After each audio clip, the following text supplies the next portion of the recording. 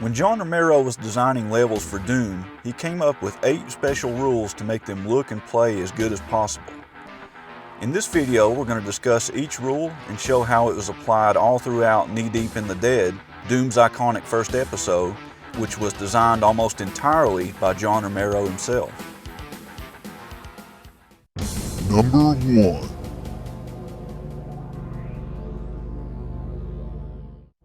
Always change floor height when changing floor textures. Notice how the floor textures only ever change when the actual floor height changes.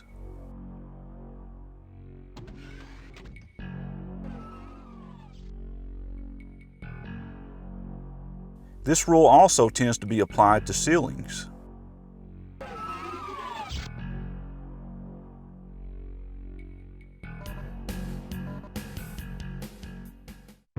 Number 2.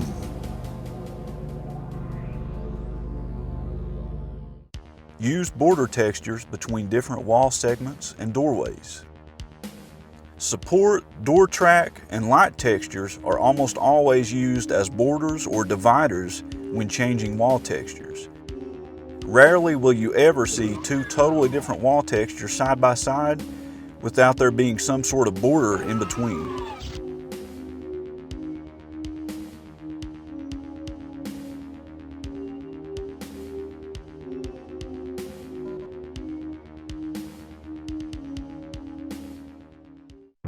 Number 3.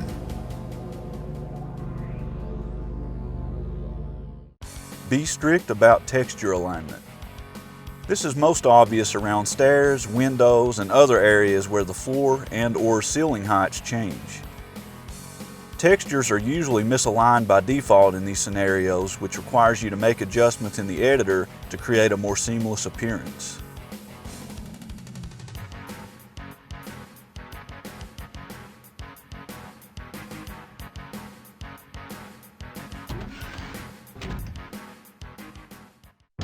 Number 4.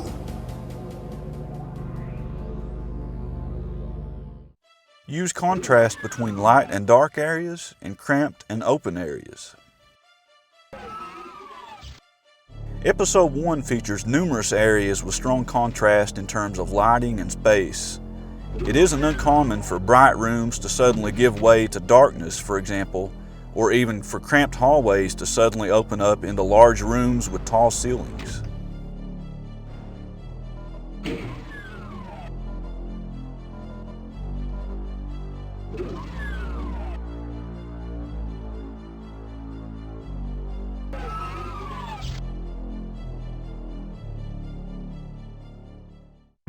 Number 5. Make sure that if the player can see outside, he can somehow get there. Whether it be E1M1's courtyard, E1M2's chain gun area, or even E1M7's invisibility area, if you can see outside, you can almost always get there.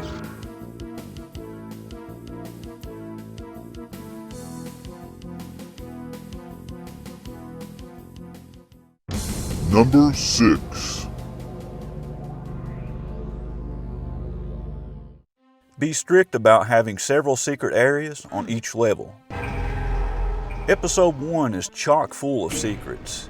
In fact, it has a whopping 38 secrets in total, and E1M5 alone has 9. This averages out to about 4 secrets per level.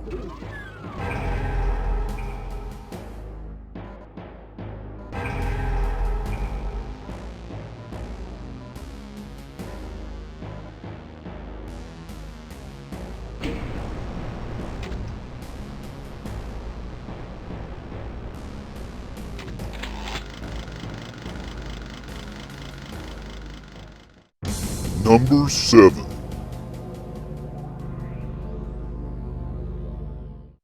Make levels flow so that the player revisits areas to better understand the 3D space.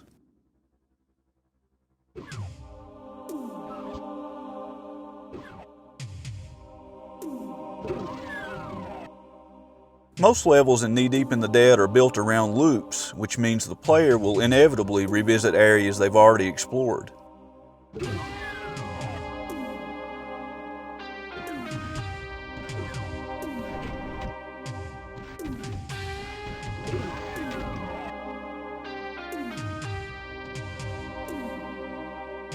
Keycard hunts are a fundamental aspect of this design.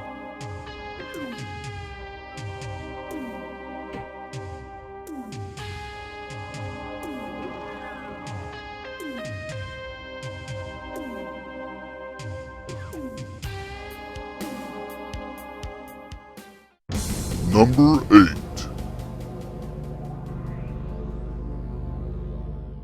Create several easily recognizable landmarks for easier navigation.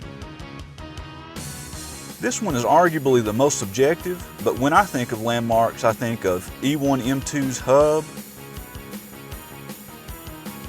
E1M3's toxic pit, E1M4's blue key structure,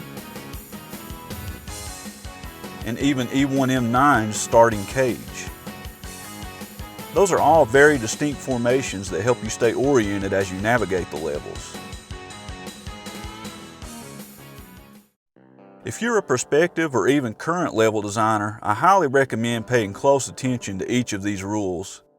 Most of them are still shockingly relevant even more than 25 years after Doom's release, and by utilizing them, I can almost guarantee your levels will look and play better than ever before. At the time of this video, John Romero is also set to release a brand new 5th episode for Doom called Sigil. It'll be interesting to see just how many of these rules he still follows and whether or not his new levels can compare to the ones he made many years ago. Anyways guys, that's all for now. I appreciate everyone watching, and if you happen to be interested in level design for Doom and you want to make your own levels but you've never done it before, I highly recommend checking out the rest of my channel. I've uploaded many tutorial videos over the years and they cover everything from the absolute basics up to the much more advanced stuff. So if you have any questions about that, feel free to leave comments below. If you have anything you'd like to add about John Romero's level design rules, or even if you just want to leave a comment about what you think about his upcoming episode for Doom, feel free to do that as well. I think it'll be very interesting, like I said, to see how his new levels compare to the ones in the original Doom games. Anyways, again, thank you guys for watching. This is Chubbs, signing out.